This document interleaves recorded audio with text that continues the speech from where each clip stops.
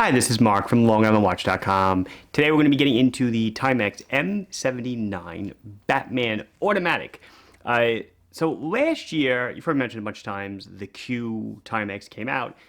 Quartz, kind of a Pepsi bezel. Tremendous hit for them, people buying on nostalgia. And then towards, I think like the end of the year, towards the end of the calendar year, all of a sudden we started to see some images pop up online of an automatic version, but with a classic, well, a dual time bezel, but a 12-hour dual time bezel and a Batman look to it. So those have finally come into the store. Really sharp looking. We're going to review it today. I am doing my Islander again, right?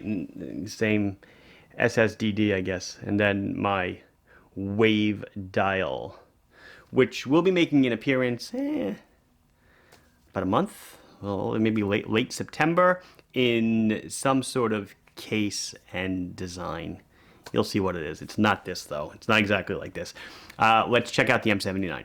Okay, so we are getting into the Timex M79 Automatic wristwatch, of course from Timex, as I said. So the M79 follows on the popular Q series watch, adding automatic movement. Timex has a lot of stuff up their sleeve for later this year of different renditions of this watch, similar designs, changing some things around. So I thought it would be very fitting to review this watch as it just came in and probably should be relatively popular. Now, briefly the specs and then we'll talk about it. So we're looking at 40 millimeters in diameter, 14.5 thick to a domed acrylic crystal, 46 tip to tip.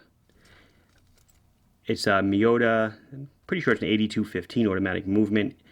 Hand winds, does not hack. 18 millimeter lug width, comes on the woven steel bracelet with adjustable slider, signed buckle. 50 meters of water resistance. The price is $279. So before we get into all of that, I will basically just start with all the negatives. What's wrong with the watch? And I'll tell you what's great about it. Because I know a lot of people are going to hone in on certain aspects, and I fully understand them. So I'll make that known. Number one, an acrylic crystal.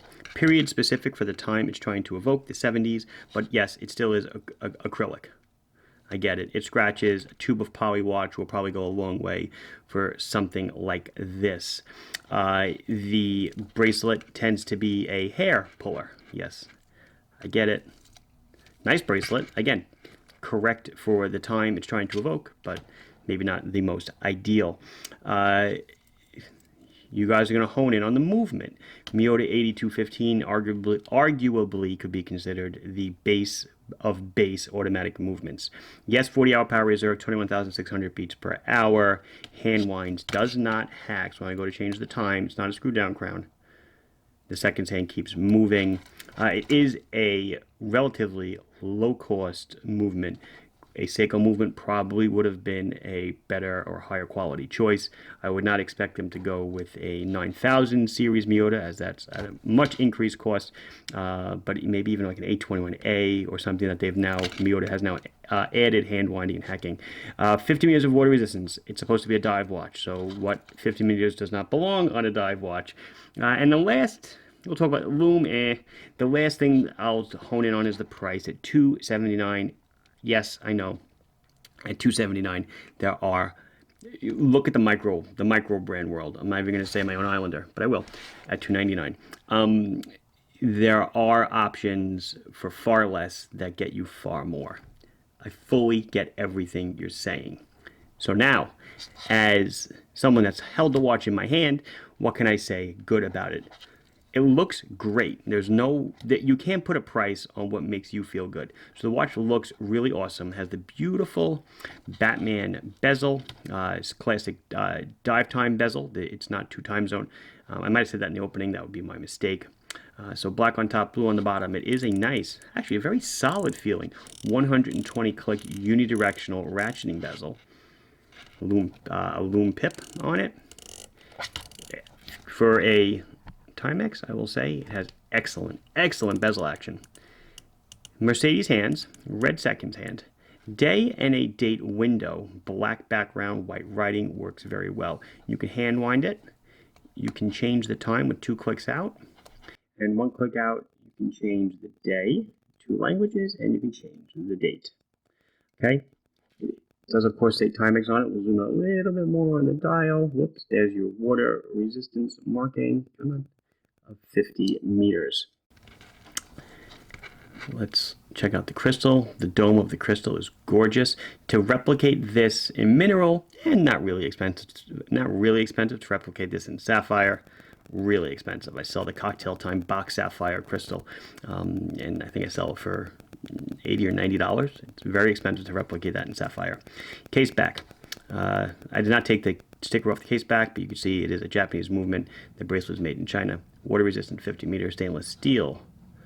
You've got model number TW2U29500, automatic movement, 18 millimeter lug, unadjusted Japanese movement. So if you're a fan of automatics, you can see the balance wheel in action. Coming up to the bracelet, as I said before, it is woven steel with a signed clasp. And then coming on the other side, we do have one of those sliders that you lift it up. You can move it back and forth and adjust it comfortably for your own wrist. It really looks the part. It definitely looks like something that fell out of the 70s, even the 60s. A little bit bigger for a modern case size, but we also, we think the Marlin, right? I guess that's the one that like started this whole craze, 60s, 70s. Marlin hand winder, 34 millimeters. We've got now an automatic movement. No, Timex doesn't make the movement, but it just completes the look and the feel, and it does look amazing. Let's try it on my 6 3/4 wrist. So at 46 on the tip to tip, it fits me unbelievably well. Obviously, there aren't really no lugs to stick out, so very comfortable. That brushed and polished finished case looks amazing, above the bone, below the bone. Really is an excellent look. The crown is signed. I guess I'll show you if I remember, with TX on it. There's the clasp. Plenty of adjustment room either way. There's the extra from the strap. Nice, nice, nice, nice. There is that logo TX crown. Let's put it up straight. There we go. Almost straight, right? Let's see what the loom on this looks like. So not horrible. The markers and the pip look excellent. The hands, a little bit lackluster. They could use more loom paint on the hands, but it certainly lights up. I would say it lights up actually better than I thought it would. So I think that'll pretty much do it. I know it was kind of an odd review, right? I generally don't fully review watches because I'm selling them anyway. But I did want to start out telling you guys that I understand, what watch guys generally are looking for. So I know what most of you are going to hone in on. But for the masses, and this is totally true. Look at Seiko 5. How many purists totally poo-pooed their new diver lineup. It might be the best-selling series I've ever had for sale on the website. They're doing amazing. So when you're designing a watch like this, especially from a company like Timex, they're not necessarily appealing to my viewer. They're appealing to the masses, and that's where this watch is definitely headed. I know they're producing a ton of these, and like I said, there's a lot more styles in a similar vein coming out. So anyway, that'll about do it. This has been Mark from LongIslandWatch.com showing you the new M79 Batman. Please like the video if you enjoyed it. Subscribe to the channel if you've not done so. If you have any questions or comments, put them down below, and I'll be sure to address them as soon as I can. Thank you very much for watching. Bye-bye.